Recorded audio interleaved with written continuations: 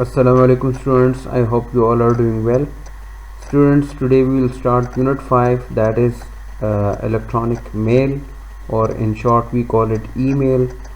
So different email services are used nowadays throughout the world, but the most commonly used and the most popular email services are Gmail, Yahoo Mail and Hotmail. So this unit is about electronic mail. In this unit we will see that how we can create an email account and how we can compose an email, how we can log into our email account, how we can send and receive email messages in our email account. So this unit is all about electronic mail. Introduction. This unit focuses on the most well-known online service called electronic mail, or shortly email, E for electronic. Email is sending or receiving our messages electronically. Email can only be done if one has an email account identified by an email address provided by email services providers. So it is essential that we must have an email account for using electronic mail service. In this unit, students will know about how to create an email account, how they access their emails and how they are able to send their mails, how they attach files like pictures with their mail. All these things we will do it practically in a video, and I will be demonstrating these all these things. I will show you that how you can create your email account in any email service provider. That will be demonstrated practically, and then we will see that how we can compose emails, how we can send emails, how we can attach files to the emails. All these things will be done practically, inshallah. Now, what is electronic mail? Electronic mail or email provides us a facility of exchanging messages or data through a computer network. Electronic mail is most popular service of the internet because it is less expensive and easy to access. The most common way to create, send or receive email is by using an email program and internet connection. These are the two things which are required for electronic mail: an email account and internet. There are many web-based email services like Yahoo, Hotmail and gmail.com or Gmail service, etc. And these services are used throughout the world, and most of the time these services are free of cost. Like our Gmail IDs, they are free for us. We just need to have internet, and we can create our Gmail account free of cost, and we can use those Gmail accounts free of cost. Email account and email address.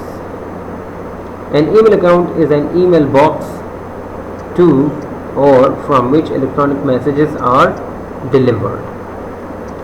An email address identifies an email box to or from which email messages are delivered. So this is the difference between email account and email address.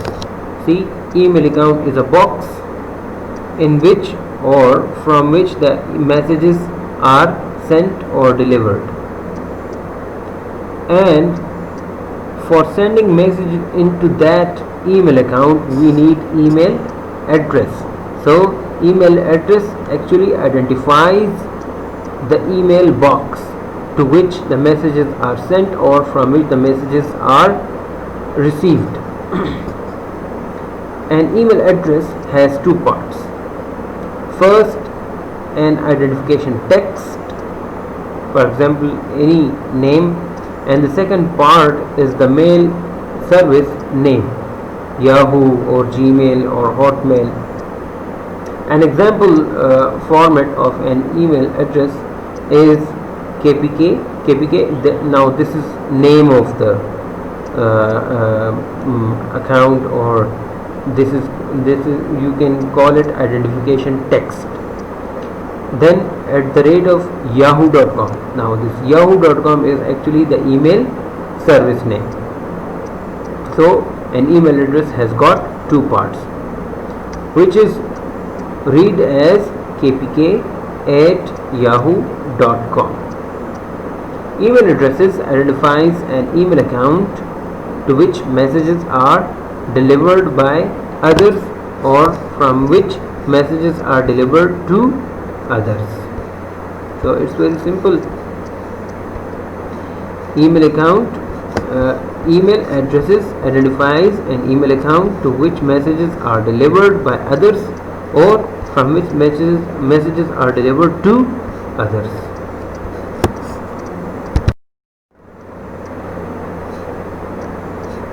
Now, username and password. A username is the unique identification text for a user to identify his account. As I told you, the username or the email address, they are having two parts. The first part is the identification text, and the second one is the email service name. That's why they are saying a username is the unique identification text for a user to identify his account on the mail server. User opened his/her account with the help of username and password. These are the two things that we must remember to open our account or to access our email account. A user password is the code that is used for authentication purpose. Authentication means that this is actually a security mechanism. Otherwise, if there is no secret code, if there is no password, if there is no authentication process, so everyone would be able to access anyone's email account. So this password is a secret or confidential code that everyone has for accessing his/her account. So whenever we input that password or that code, it performs the authentication process for us, and if the password is correct and it matches with the user account, so it will open our email account and we can access our email easily. The user password enables a user to access his account secure. For example, this is the username rahil048@gmail.com. This is my email address, and for example, the password, most of the time the password is a combination of alphabets, capital alphabets or small alphabets, and digits or any special characters, so that the strength of our password will be strong. So this is how we can put our username and password. In the next slide, I will show you the Gmail login page. Here in this page, this is the Gmail login page. First you have to input your email, and after putting the email you will click on the next, and then they will ask you for your password. So once the password is entered and the password is correct, then your account will be logged in, and you can access your emails, or you can send and receive emails easily. Okay boys, that's it for today. I hope you have got the concept clearly. Till then, take care. Allah Hafiz.